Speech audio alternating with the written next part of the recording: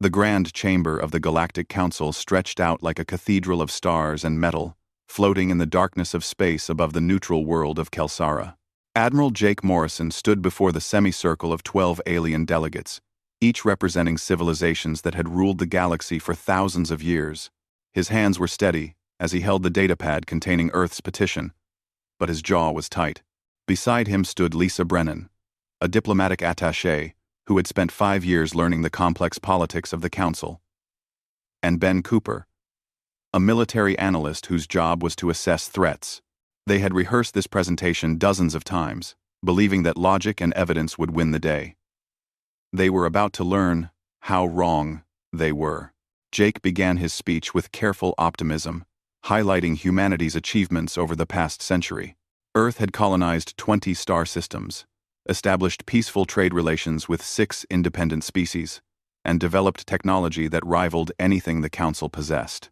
Human ships had explored regions of space the Council had deemed too dangerous. Human scientists had made breakthroughs in medicine that saved billions of lives across multiple worlds. Human diplomats had negotiated treaties that ended conflicts the Council had ignored for decades. Every word Jake spoke was backed by evidence, by data, by undeniable proof of humanity's readiness to join the galactic community as equals. The Council's response was laughter. Not polite disagreement or diplomatic rejection, but actual mocking laughter that echoed through the chamber like a slap across the face.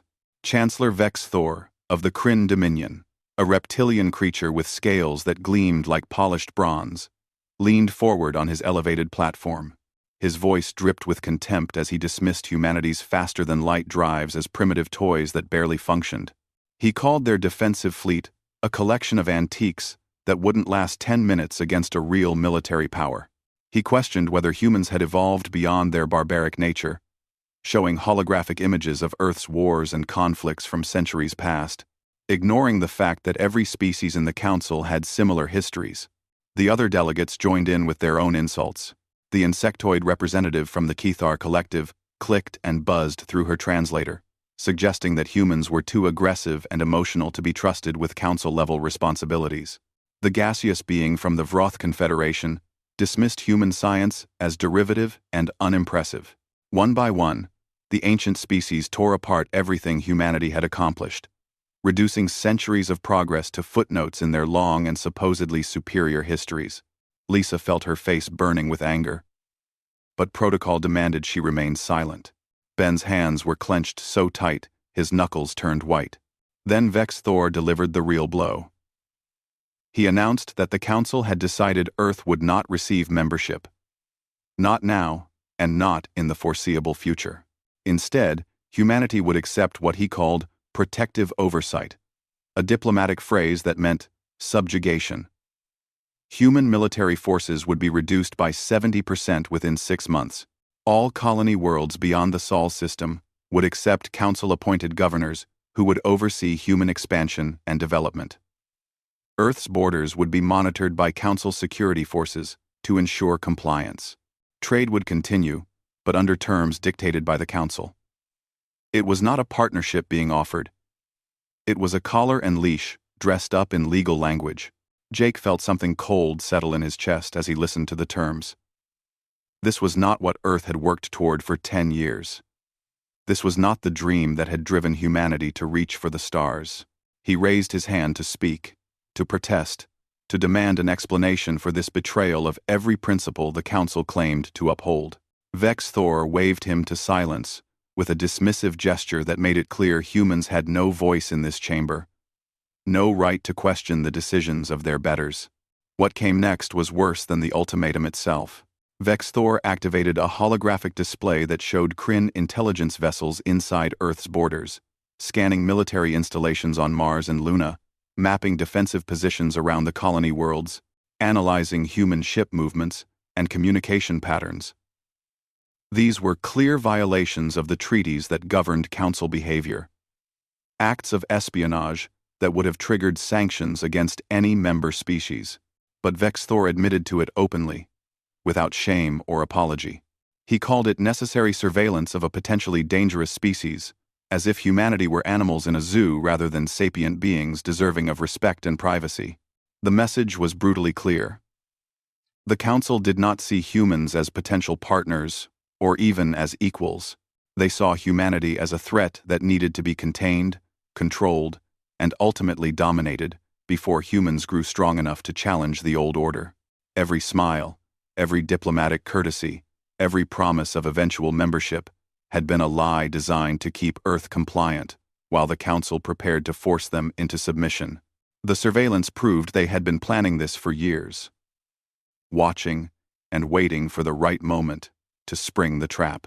Vex Thor gave Jake and his delegation 48 hours to return to Earth and secure their government's acceptance of the terms. If Earth refused, the Council would impose immediate economic sanctions that would cripple human trade across the galaxy. If Earth resisted, military force would be authorized to enforce compliance. The Kryn Dominion's fleet, the largest and most powerful in Council space, would ensure humanity learned its place in the galactic hierarchy. Resistance was futile, negotiation was over, and the decision was final. As the human delegation was escorted from the chamber, Lisa noticed something that gave her a sliver of hope. Not all the Council delegates looked comfortable with what had just happened. The Luminari representative, a being of pure energy contained in a crystalline matrix, had dimmed noticeably during Vex's Thor's speech. The Deepwatch ambassador, an aquatic creature speaking through a translation device, had remained completely silent, instead of adding to the mockery. There were fractures in the Council's unity, disagreements that Vex Thor had overridden through sheer political force. But those dissenters had not spoken up when it mattered, had not defended humanity when defense was needed. The three humans walked through the gleaming corridors of Vertex Prime Station in silence, processing what had just occurred. They passed aliens of a dozen species, some who looked at them with pity, others with contempt, most with simple indifference. Humanity's fate had been decided by powers that viewed them as insignificant, as children playing at civilization, while the adults made the real decisions. The arrogance was breathtaking, the injustice undeniable, and the danger very real. When they reached their shuttle, Jake immediately activated the quantum communication array and established a secure connection to Earth. The encryption was military-grade, impenetrable by Council technology, or so Earth's intelligence services believed. President Claire Martinez appeared on the screen within seconds, her face tight with concern. Behind her stood Fleet Admiral Kevin Chen, a man whose strategic brilliance had kept Earth safe through a dozen crises. They had been waiting for this call, hoping for good news but prepared for the worst. Jake looked directly into the camera and spoke 3 words that would echo through history and change the course of galactic civilization forever. His voice was calm, cold, and absolutely certain. The words were simple but carried the weight of humanity's fury and determination. They were a declaration that the age of human submission would end before it could truly begin. They were a promise that the Council had made a fatal error in judgment by mistaking patience for weakness and diplomacy for cowardice. They crossed the line. The dark side of Luna had been cold and silent for 15 years, or so the official records claimed. The mining complex, designated as Facility 7, had been decommissioned decades ago. Its tunnels sealed, and its equipment sold for scrap. Council intelligence had verified this information multiple times during their illegal surveillance operations, noting the facility as abandoned and irrelevant. What their sensors never detected were the massive hangar doors buried 3 kilometers beneath the lunar surface, shielded by layers of rock and electromagnetic baffling that made them invisible to every scanning technology the Council possessed. Now those doors were opening for the first time, revealing a secret that would shatter every assumption the galaxy held about human military capabilities. Director Maya Torres stood in the primary observation deck, watching as the darkness gave birth to warships. She had overseen Project Nightfall from its inception, managing the largest covert military program in human history. Thousands of scientists, engineers, and military personnel had worked in absolute secrecy, building a fleet that existed in no official records and consumed resources that were cleverly hidden in civilian budgets across 24 government agencies. Every ship, every weapon, Every piece of technology had been developed with one goal in mind: ensuring that when humanity finally faced an existential threat, they would have the tools to survive and the power to fight back. 300 warships emerged from lunar darkness, like predators awakening from hibernation. The dreadnoughts came first. Massive vessels twice the size of anything in the Council's known arsenal. Their hulls were lined with armor that could withstand direct hits from capital ship weapons. Their power cores generated energy levels that Council scientists claimed were theoretically impossible. Their weapons systems included railguns that fired projectiles at relativistic speeds, particle beams that could cut through shields like paper, and missile batteries loaded with warheads humanity had developed in violation of half a dozen galactic treaties. Each dreadnought was a mobile fortress, capable of taking on an entire battle group alone. Behind the dreadnoughts came the strike carriers, launching swarms of fighters that were partially controlled by artificial intelligence systems far more advanced than anything the Council allowed.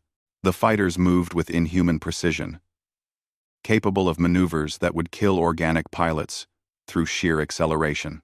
They carried weapons designed for rapid strike operations, able to overwhelm defensive systems through coordinated attacks that exploited weaknesses faster than enemy commanders could react. Each carrier held 200 fighters and could launch them all in under 3 minutes, creating an instant numerical advantage that traditional tactics could not counter.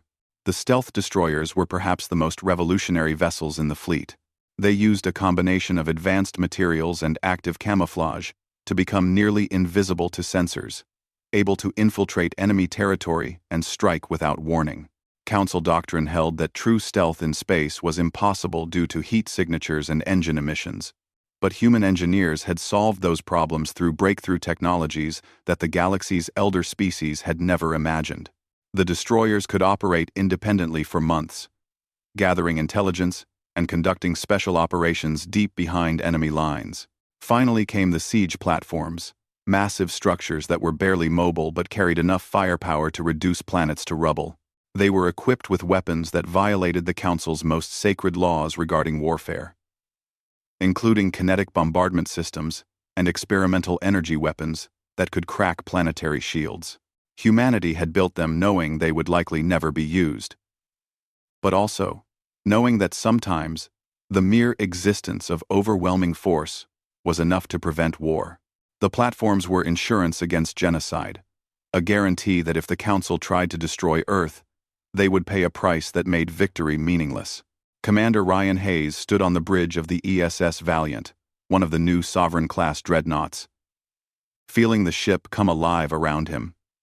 Every system hummed with barely contained power. His crew, hand-picked from the best officers in the fleet, moved with practiced efficiency as they ran through pre-launch checks. Executive Officer Kate Sullivan stood beside him, reviewing the tactical orders that had just come through on the secure channel. Her eyes widened as she read the operational plan. Then, a fierce smile crossed her face. This was not a defensive deployment. This was an offensive operation designed to demonstrate human capability in the most dramatic way possible. On Earth, Fleet Admiral Kevin Chen stood in the Strategic Command Center beneath the Rocky Mountains, surrounded by holographic displays showing the disposition of forces across 4 sectors of space. President Claire Martinez sat in the adjacent room with her Security Council, listening as Kevin explained the full scope of what humanity had prepared. For 10 years, while playing the role of eager petitioners seeking Council approval, human intelligence services had been gathering every piece of data they could acquire about the galaxy's military powers. They knew Council fleet positions, response times, defensive capabilities, and tactical doctrines. They had identified weaknesses in every major installation and mapped out the political fractures that divided the supposedly unified Council. The plan Kevin presented was breathtaking in its audacity and precision. 12 Council military installations would be struck simultaneously, timed to catch their forces during shift changes and maintenance cycles when readiness was lowest. The attacks would be overwhelming but calculated, disabling enemy capabilities without unnecessary casualties. Every strike team had strict orders to offer surrender terms before using lethal force. The goal was not to start a war of extermination, but to demonstrate that humanity possessed the capability to win such a war if forced into it. The message would be undeniable. Earth could have destroyed the Council fleet, but chose restraint. And that choice was a gift that should not be taken for granted. Captain Danny Price commanded the ESS Shadow, a stealth destroyer assigned to the most dangerous mission in the entire operation. His ship would infiltrate Vertex Prime Station itself, the heart of Council power, and hack into their central communications network. If successful, they would broadcast humanity's response to every species in known space, ensuring that no Council sensors could suppress the truth of what was happening. Danny's crew included the best electronic warfare specialists humanity had produced, including tech expert Sophie Grant, whose ability to crack alien computer systems bordered on supernatural. They knew the risks. If discovered, they would be deep inside enemy territory, with no support and no hope of rescue. As the fleet launched from Luna, Mars, and hidden bases scattered throughout the Kuiper Belt, Maya allowed herself a moment of reflection. The Council had demanded that humanity reduce its military forces, never bothering to ask how large those forces actually were. They had assumed human capabilities based on what Earth chose to show them, never considering that a species capable of reaching the stars might also be capable of strategic deception. Their arrogance had blinded them to the obvious truth. Any species that could build colony ships could also build warships, and any species that had survived Earth's harsh evolutionary crucible would not surrender its freedom without a fight. The chronometer showed 36 hours remaining until the Council's ultimatum expired. Humanity would not wait that long. In 18 hours, the galaxy would wake up to a new reality. The elder species would learn that their age of unchallenged dominance was over. The younger species, watching from the shadows, would see that resistance was possible, that the Council's power was not absolute, that freedom could be claimed by those brave enough to fight for it. History was about to change, and every human involved in the operation felt the weight of that responsibility. Ryan watched Luna fall away through the viewscreen as the Valiant accelerated toward the first hyperspace jump point. Somewhere in the fleet, 299 other captains were watching similar views, feeling similar emotions. Pride in what humanity had built. Determination to protect Earth and its colonies. Readiness to demonstrate that human patience should never be mistaken for human weakness. The Council had mocked them, treated them as inferior, and threatened them with subjugation. Now, they would learn the price of that arrogance. Now, they would understand why throughout human history, the most dangerous mistake an enemy could make was to underestimate the species that had clawed its way up from caves to conquer the stars through sheer, stubborn refusal to accept limits on what was possible. The attack began at exactly 3 a.m, Council Standard Time, synchronized across 4,000 light-years of space, with precision that would have been impossible for any species except one that had mastered quantum communication. Historians would later call it the Night of Broken Treaties. When humanity shattered every agreement governing warfare in civilized space, and rewrote the rules of galactic power in less than 12 hours. For the Council species who had grown comfortable in their dominance, it was a wake-up call, delivered with overwhelming force. For the younger species watching from the sidelines, it was proof that the old order could be challenged and defeated. Commander Ryan Hayes felt the Valiant drop out of hyperspace at Kellis Station, the Kryn Dominion's forward operating base that served as their primary military hub in the border regions. The massive installation hung in space like a steel flower, its defensive platforms bristling with weapons that were supposed to make it impregnable. Kryn military doctrine held that any attack on Kellis would require a fleet of at least 50 capital ships and would result in heavy casualties, even in victory. Ryan was about to teach them how badly their doctrine had miscalculated human capabilities. The Kryn defenders scrambled as proximity alarms screamed warnings throughout the station, but their response was confused and uncoordinated. Their sensors could barely track the human ships, which moved with speed and agility that seemed to violate the laws of physics. The targeting computers that should have locked onto the attackers within seconds simply could not acquire stable firing solutions. By the time the Kryn commanders understood what was happening, it was already too late. Valiant's main railguns fired in perfect sequence, each shot sending a projectile downrange at 12% of light speed. The kinetic energy released when those rounds struck their targets was equivalent to small nuclear explosions. Shields that the Kryn had believed could stop anything simply vaporized under the impact. Armor plating designed to withstand direct hits from energy weapons crumpled like paper. Within 8 minutes of arriving, every defensive platform around Kellis Station was reduced to expanding clouds of debris, and the station itself sat defenseless in space. Its weapons disabled, and its shields collapsed. Ryan opened a communication channel and broadcast in perfect Kryn language, his voice calm and utterly without mercy. The defenders had 60 seconds to stand down, or the Valiant would begin targeting life support systems and reactor cores. He made it clear this was not a negotiation. This was surrender or death, and he would feel no guilt about either outcome. 43 seconds later, the Kryn commander transmitted his unconditional surrender. Not a single human had died, and Kryn casualties were limited to those who had been manning the defensive platforms when they were destroyed. Across the sector, the pattern repeated with mechanical efficiency. Captain Amy Foster's carrier group overwhelmed the Chithar listening post at Zenith 7, her fighter swarms destroying defensive satellites faster than the insectoid defenders could track them. Commander Nick Palmer's destroyer squadron reduced the Vroth military depot at Threshold to a burning wreck, their weapons punching holes through shields and armor with contemptuous ease. Every engagement followed the same formula. Human forces appeared without warning, demonstrated overwhelming superiority, offered surrender terms, and moved on to the next target. The entire operation ran like a precisely choreographed dance, each step planned and executed with flawless coordination. The Council's emergency response fleet mobilized from their bases throughout the sector. But they were already hopelessly behind.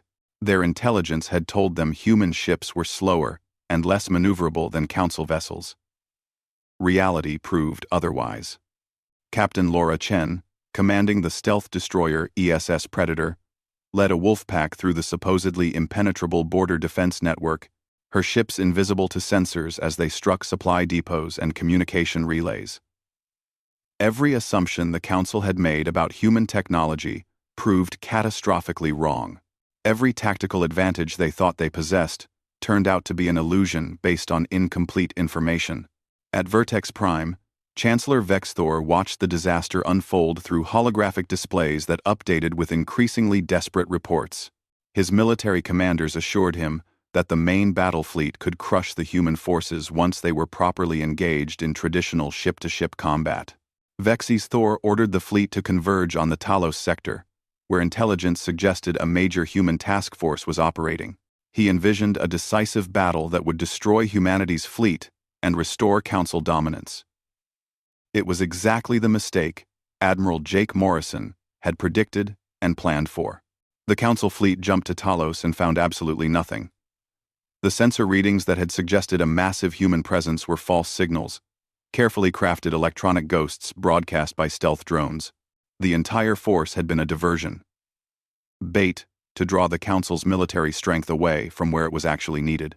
While the best ships in the Council fleet chased phantoms, the real human forces continued their systematic dismantling of Council military infrastructure.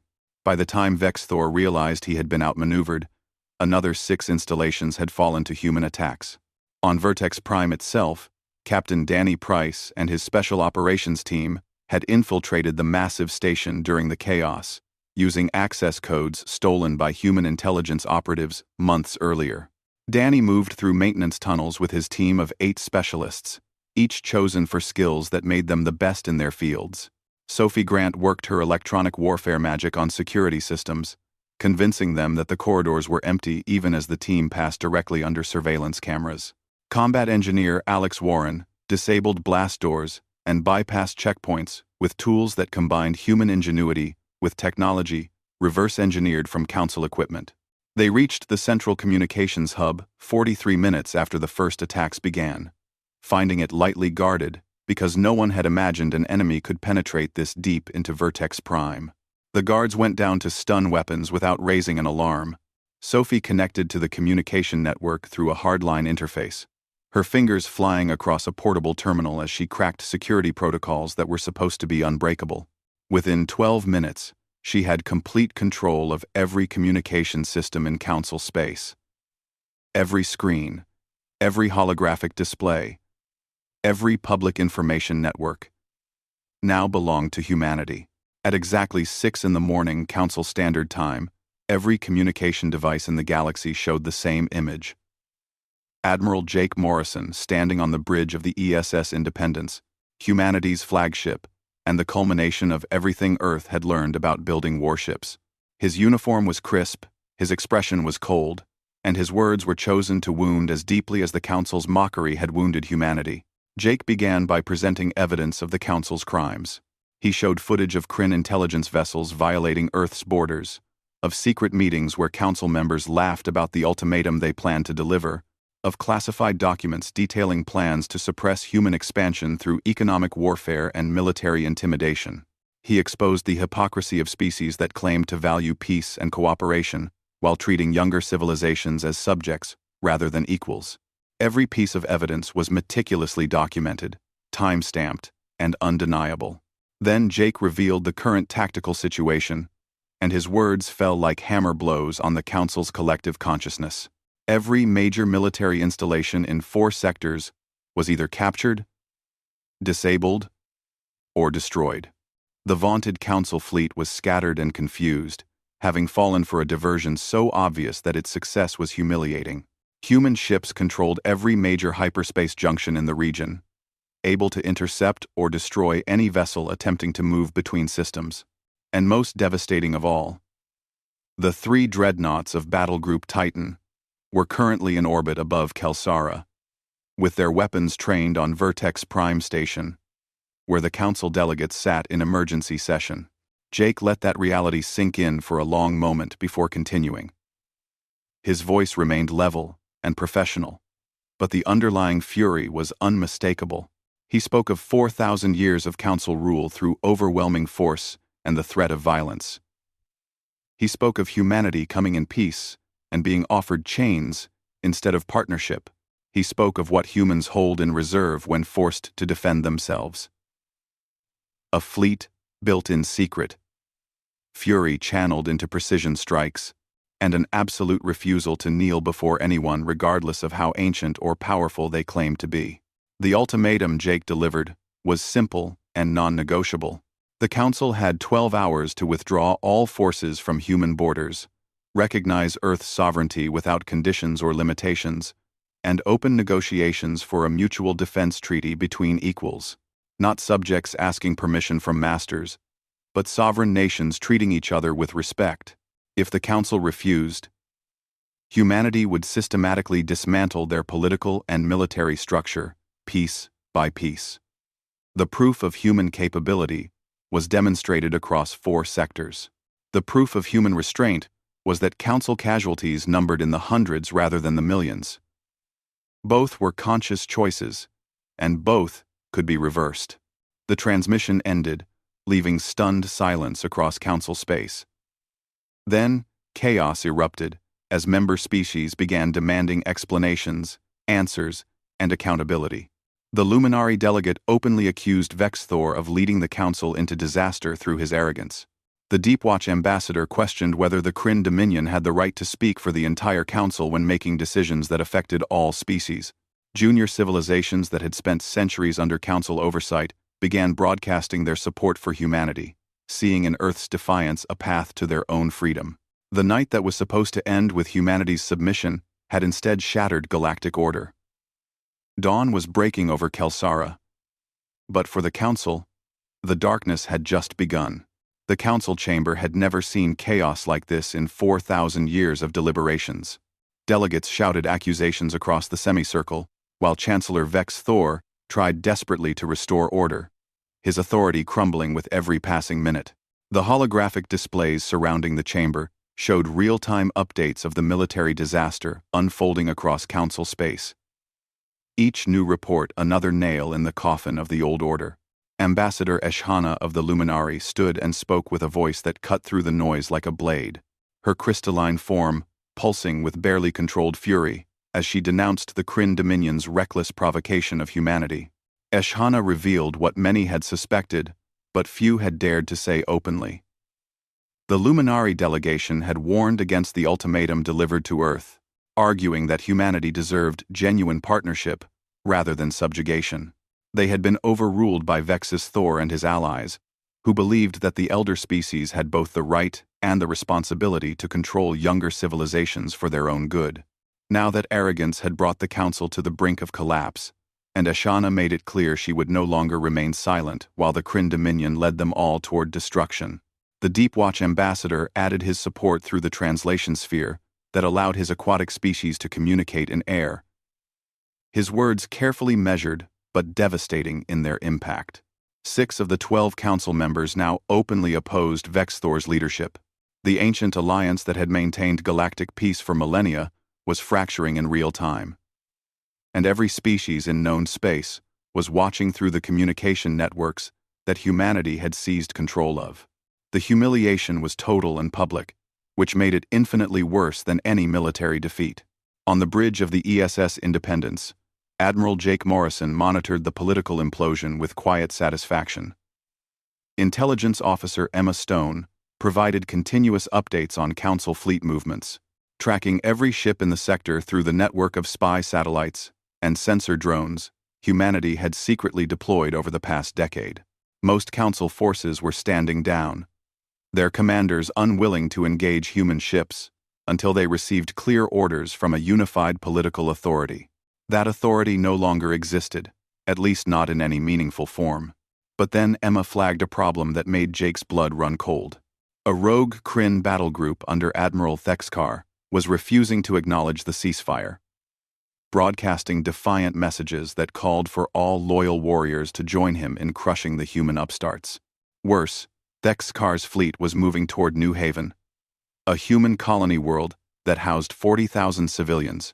The settlement had basic defensive systems designed to deter pirates and raiders, but nothing that could stop a determined military assault by Council standard warships. Thexkar was either acting without orders or deliberately defying the political chaos on Vertex Prime, and either way, human lives were in immediate danger. Jake faced the kind of decision that haunted commanders for the rest of their lives.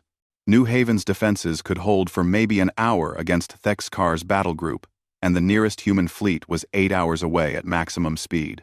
The Independents could reach New Haven in 4 hours, but that meant abandoning their position over Kelsara and removing the threat that kept Battle Group Titan's weapons trained on Vertex Prime. Without that presence, Vex Thor might find the courage to reorganize Council forces and mount a counteroffensive. The strategic position would be compromised to save one colony, potentially putting all of humanity at risk. President Claire Martinez made the decision from her command center on Earth. Her voice firm despite the impossible weight of the choice. She told Jake to save their people, because humanity had not shattered the Council's military power just to abandon colonies when they needed protection most. If breaking the Council meant anything, it meant that human lives would be defended regardless of strategic cost. Jake acknowledged the order and immediately began issuing commands to his fleet. Battle Group Titan would remain at Kelsara under temporary command of Executive Officer Kate Sullivan, maintaining the pressure on Vertex Prime while the Independents raced to intercept Thexkar. 6 escort ships would accompany the flagship, leaving the battle group undermanned, but still capable of defending itself if the Council somehow managed to mount an attack. It was a calculated risk, but everything about this operation had been calculated risk since the moment the first ships left lunar orbit. Meanwhile, Captain Danny Price and his special operations team had a different problem. Their cover was blown, and station security forces were hunting them through Vertex Prime's maintenance tunnels. Sophie Grant was wounded, having taken a glancing hit from an energy weapon during their escape from the communications hub. The injury was not life-threatening, but it slowed her down, and in their current situation, any delay could be fatal. Their extraction ship had been forced to retreat by Council patrol craft that had finally gotten organized enough to lock down the docking bays.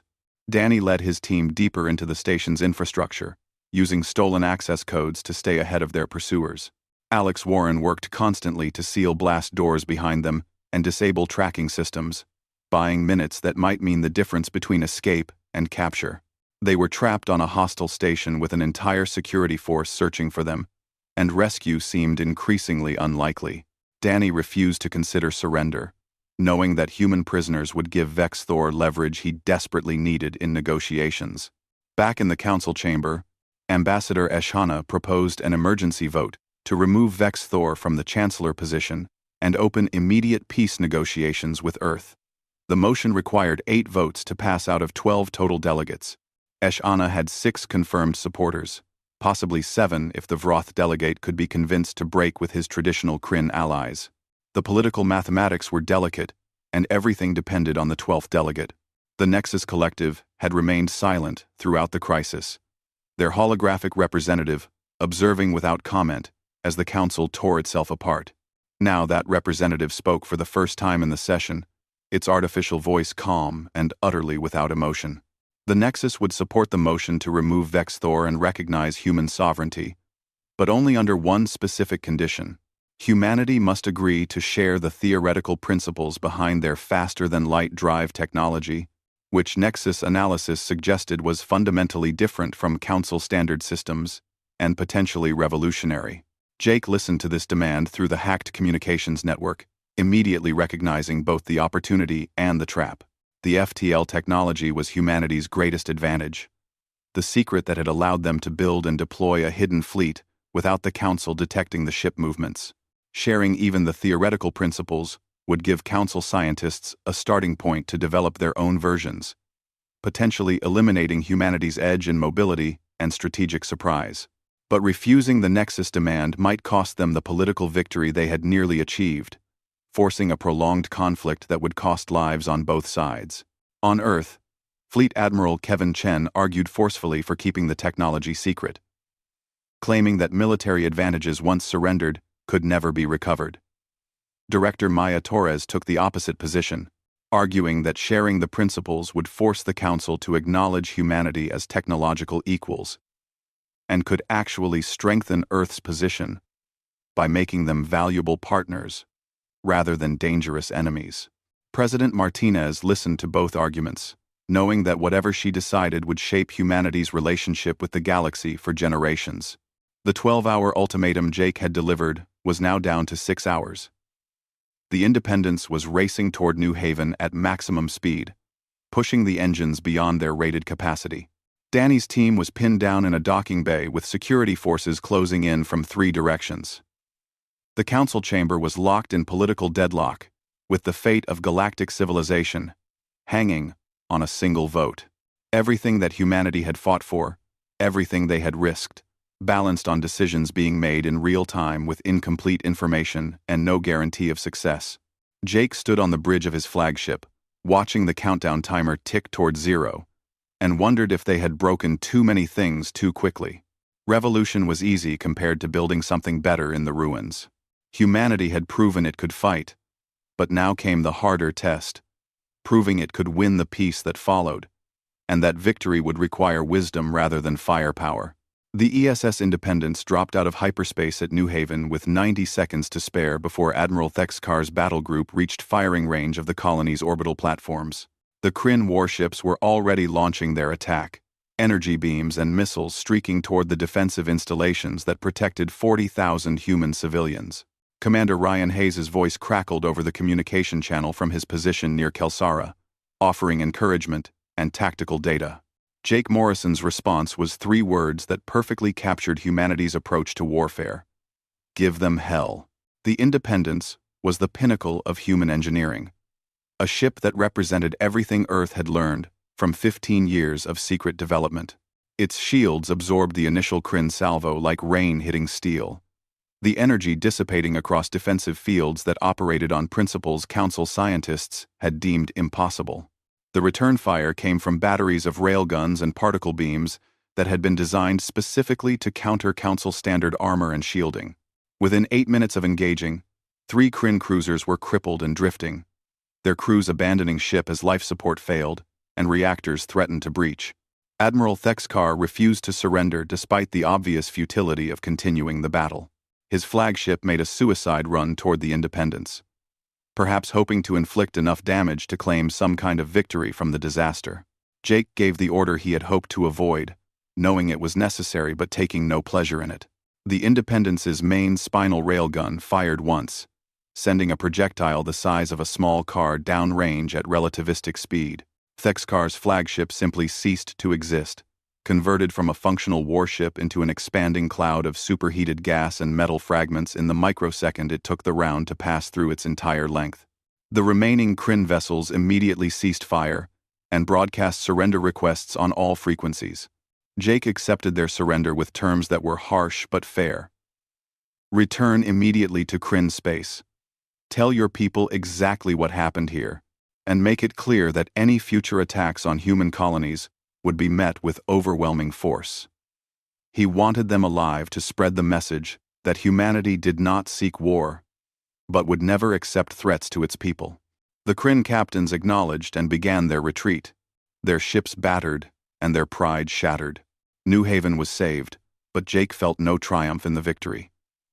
People had died today on both sides, military personnel following orders from commanders who had made catastrophically bad decisions. The Council had started this conflict through arrogance and miscalculation. But the deaths were real, regardless of who bore responsibility. War was not glorious. It was merely necessary when all other options had been exhausted, and Jake had spent his entire career trying to find alternatives to killing. On Vertex Prime, Captain Danny Price and his team were running out of time and options. They were pinned down in a maintenance bay, with Council security forces blocking every exit and heavy weapons being brought up to blast through the improvised barricades Alex Warren had constructed. Sophie Grant was barely conscious, her wound worse than they had initially realized. Danny was preparing for a last stand when salvation arrived from the most unexpected source. Ambassador Eshana personally contacted the security forces and ordered them to stand down, using her authority as the senior Luminari representative to override their commands. She arranged safe passage for Danny's team to their extraction ship, which had been allowed to dock under her diplomatic guarantee. When Danny asked why she was helping them, her response was simple but profound. Tell your admiral that some of us always wanted peace, and perhaps now we will finally achieve it. The Luminari had never supported the Council's decision to subjugate humanity, and Eshana was willing to act on her principles, even if it meant defying Chancellor Vexthor openly. In the Council chamber, the vote finally took place after hours of debate and political maneuvering. 8 delegates supported removing Vexthor from the Chancellor position and opening immediate peace negotiations with Earth. The Kryn delegation walked out in protest, refusing to participate in what they called the betrayal of Council principles. But they were now in the minority, their influence broken by the disastrous consequences of their aggressive policies. The 4,000-year-old power structure had irrevocably changed, and everyone watching understood that galactic civilization would never return to what it had been before. President Claire Martinez made her decision regarding the faster-than-light technology after consulting with her scientific advisors and military leadership. She agreed to share the theoretical principles underlying human FTL drives, but not the complete engineering specifications or the mathematical equations that made practical application possible. It was enough to prove humanity's good faith and demonstrate that Earth possessed genuinely revolutionary technology, but not enough to eliminate the military advantage that technology provided. The Nexus Collective accepted this compromise after analyzing the information and confirming its legitimacy. 3 hours before Jake's ultimatum was set to expire, Ambassador Eshana contacted the Independents directly on a secure channel. She had been appointed emergency chancellor by the 8-delegate majority, making her the first non-Kryn to hold the position in over 1,000 years. Her first official act was to formally withdraw all Council forces from human borders and recognize Earth's complete sovereignty without conditions or limitations. Her second act was to invite humanity to join the Council as a full member with equal voting rights and representation. Jake's response surprised her, though perhaps it should not have. He told Eshana that humanity would consider the invitation carefully, but first, they needed to see real changes in how the Council operated. For millennia, the elder species had treated younger civilizations as subjects rather than partners, using their technological and military advantages to enforce compliance with rules they themselves had written. That system was finished, and if Earth was going to join the Council, it would be a reformed council that governed by consent rather than by force. Eshana agreed to begin reforms immediately, knowing that the old order was dead, regardless of whether humanity joined or not.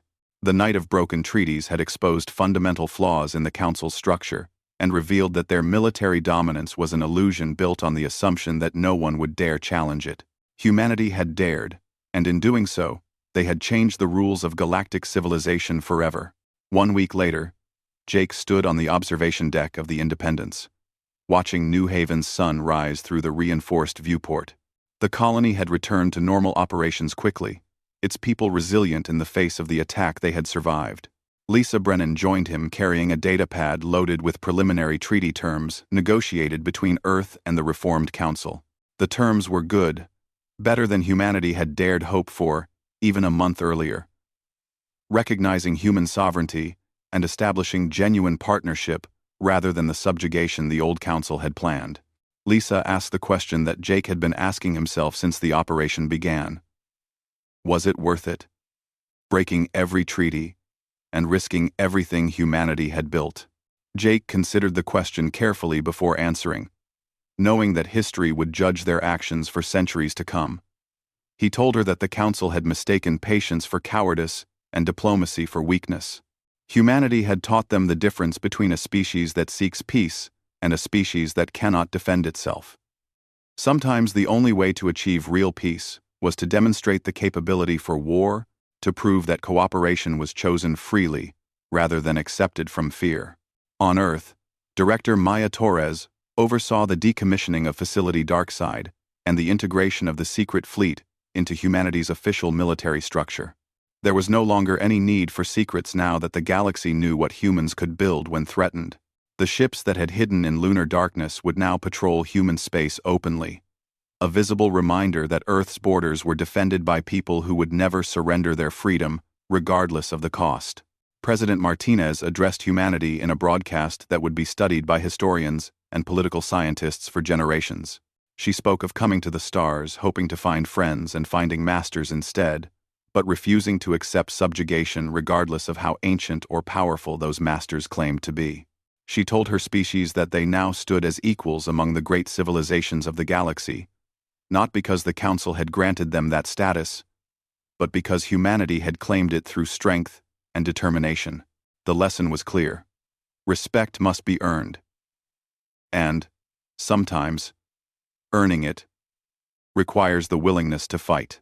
In the Council chamber on Vertex Prime under new management, Ambassador Ishana watched as a human flag was raised alongside those of the other member species. It was the first new member admitted in 400 years, and the first ever admitted after demonstrating military superiority over the existing council. She reflected on how close they had come to a war that would have devastated both civilizations. How humanity's gambit could have ended in mutual destruction if either side had made different choices at critical moments. But Ashana also understood what had really happened during those 12 hours that changed everything. The old council had grown arrogant through centuries of unchallenged power, believing their authority was inherent rather than earned. Humanity had reminded them that every civilization, regardless of age or accomplishment, must prove itself worthy of respect with each new generation. The Council had failed that test through arrogance and contempt. Humanity had passed it through courage and restraint. The story ended with Jake receiving new orders, assigning the Independence to joint patrol duty with Luminari and Deep Watch vessels, forming the first mixed-species fleet in Council history. It was the beginning of something unprecedented. A genuine partnership between civilizations that had nearly destroyed each other only weeks before. As the Independence prepared to jump to hyperspace on its new mission, Jake allowed himself a moment of satisfaction. The Council had mocked Earth and threatened subjugation. Humanity had answered with fire and steel, demonstrating capabilities that shattered every assumption about human limitations. And now, finally, They would answer with genuine cooperation built on mutual respect rather than enforced compliance. The age of human submission had ended before it could truly begin. The age of real galactic cooperation was just starting, and it had been born from one night when humanity broke every treaty and rewrote the fundamental rules of civilization.